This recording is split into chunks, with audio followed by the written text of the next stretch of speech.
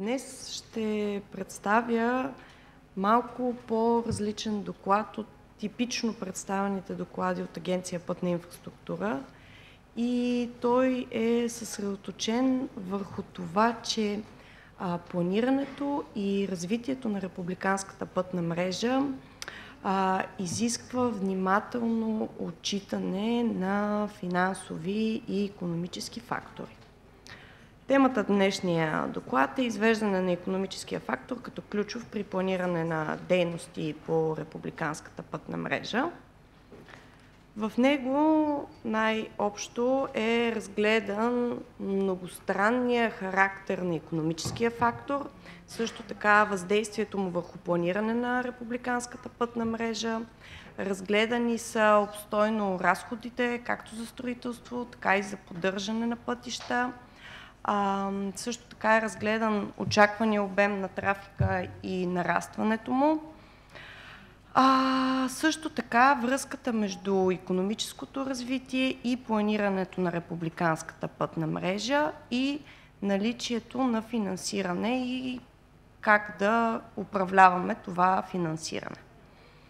Всеки един от разгледаните фактори в настоящия доклад играе ключова роля при формирането както на капацитета, така и на дизайна и на цялостния успех на пътната мрежа, като следва да се взимат информирани решения, да се разработват стратегии, които да бъдат в унисон с икономическите цели на страната ни. От съществено значение е внимателно да се обмислят финансовите последици от пътните проекти, за да се гарантира както тяхната осъществимост, устойчивост и не на последно място дългосрочни икономически ползи. Също така е важно да се направи цялостния анализ на разходите за пътните обекти, за да се оценят точно финансовите ресурси, необходими за планиране на републиканската пътна мрежа.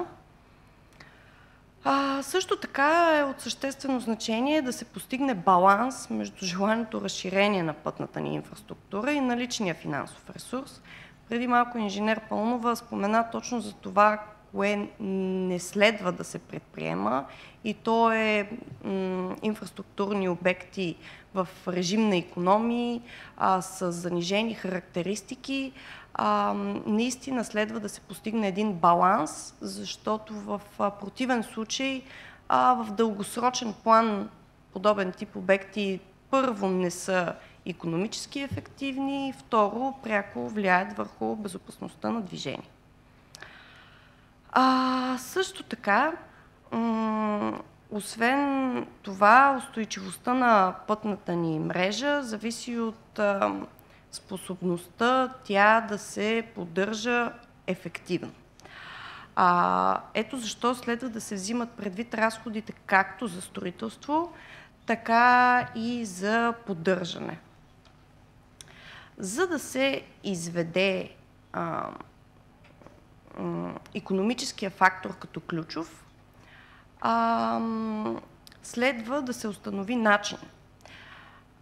Един от начините е с методика за анализ разходи-ползи. Защо ни е необходима такава методика за анализ разходи-ползи?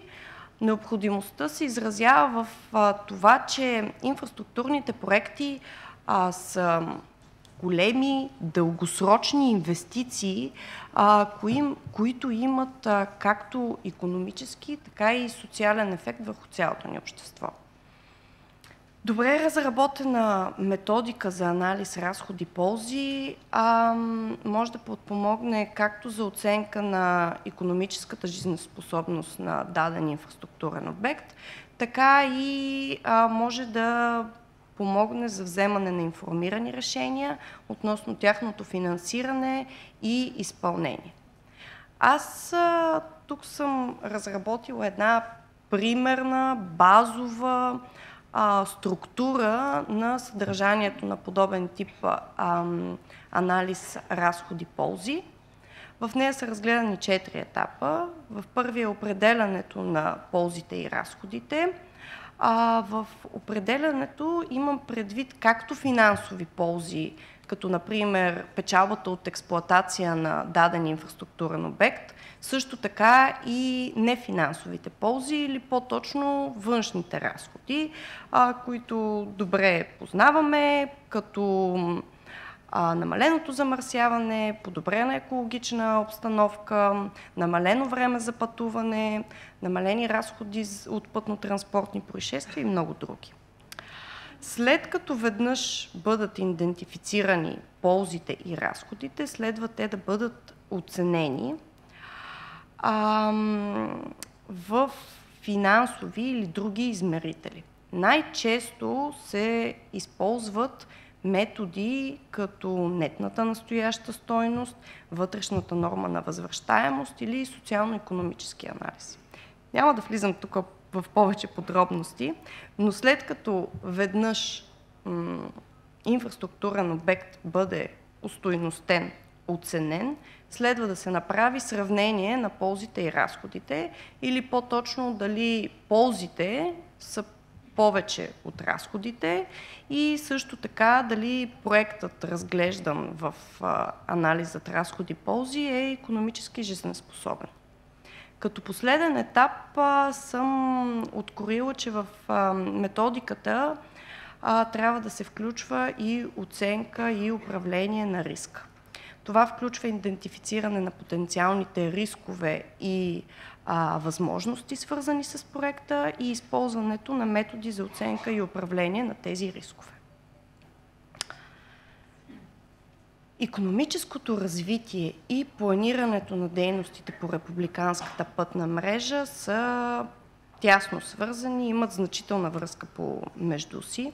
Добре планираната и ефективна пътна мрежа подпомага за икономически растеж, за регионално развитие и за свързаността в страната ни.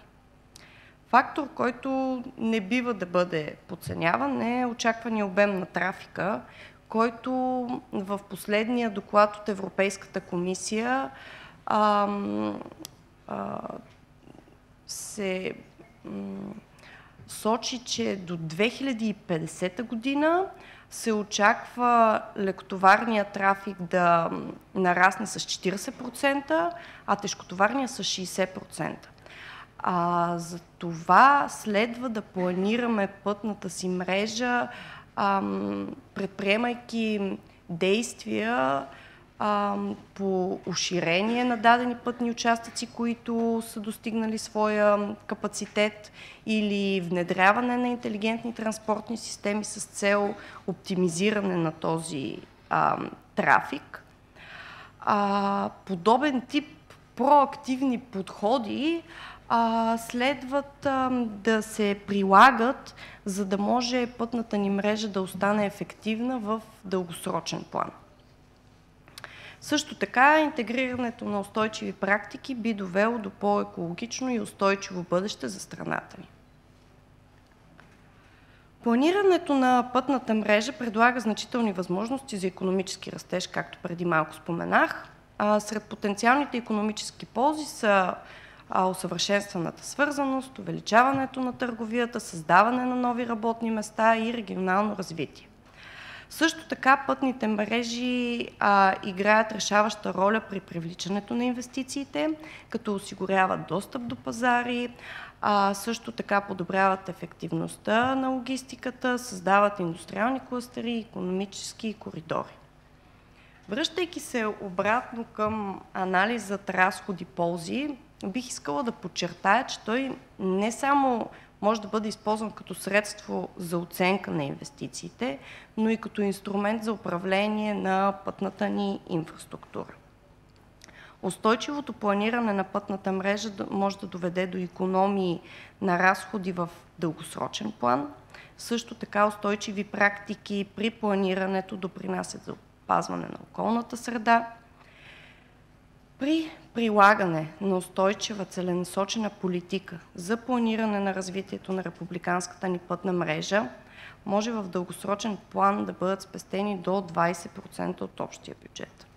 Това най-общо може да бъде обобщено в броя на облагодетелстваното от проектите общество, от нетно създадените работни места и, важно да подчертая, от правилно вземане на последователността на решенията. Като изводи и препоръки съм извела няколко. Вземайки предвид икономическия фактор като ключов при планиране, би могло да се гарантира съпоставимост на резултатите от изчисленията на икономическите индикатори, за да се изключи всякакво съмнение за манипулация, користно облагодетелстване или други. Също така е необходимо цялостно разбиране на икономическото въздействие върху пътните проекти и важността на включване на икономически съображения в процесите на вземане на решения. Тъй като независимо дали строим пътища или изграждаме индустриални зони, например, действията, които се предприемат, трябва да бъдат за икономическите ползи на обществото. Затова е много важно ние от Агенция Пътна инфраструктура сами да можем да открояваме, изчисляваме, остойностяваме своите инфраструктурни обекти и ефекта от тях. За да може в България България да оптимизира инвестициите си в пътната инфраструктура с цел устойчиво икономическо развитие. Благодаря ви за вниманието.